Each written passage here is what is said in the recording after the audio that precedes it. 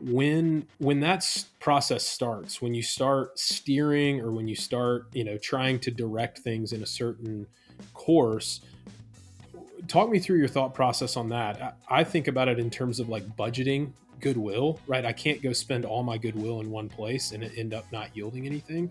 But how do you think about that process and prioritize? No, I think rationing goodwill is a great way to think about it, and I think it can help at the beginning to do a couple things. One is be super clear about the metrics that you are interested in driving and the metrics you're uninterested in driving. So for me, going into a new partnership and saying, I am interested in cash flow.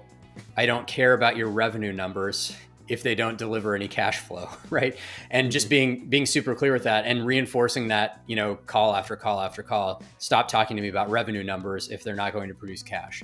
So just as an example, so being clear on the metrics that are important and the metrics that aren't important. That way, when you do plug in and maybe throw your weight around a little bit more, it's around a metric that you've already established is important, and it's not surprising. Like, wait a second, that's important to you. Like, if we had known that. So being extra clear about that at the beginning, I think, is important. The second, I would say, is the importance of setting boundaries. So which sounds bad, but I actually think that setting up very clear, very expansive boundaries for people is very freeing, because a lot of folks will tend to stay towards the middle of the yard and not leak out to the edges because they're afraid they're going to get in danger, right? So being very clear with very expansive boundaries about what you want people to stick to can also help with that, because then when they start to get close to those boundaries and you start to wave a flag at them, that's not surprising either. So the way that we typically do that, especially around the things that are metric driven, is we have conversations about that up front. So we tend to use the DAISY framework in order to help establish those boundaries. So DAISY, which stands for driver, approver, contributor, and informed. So those are the four different roles that someone can have in decision making. So when we lay that out for a company leadership and they see that in most of those cases, we want to be a contributor or informed on things, and we really only reach the approver level when it gets to, let's say in a business of a certain size, hey, we want to be consulted if you're going to spend more than $250,000 on CapEx, right? Anything under that, go crazy.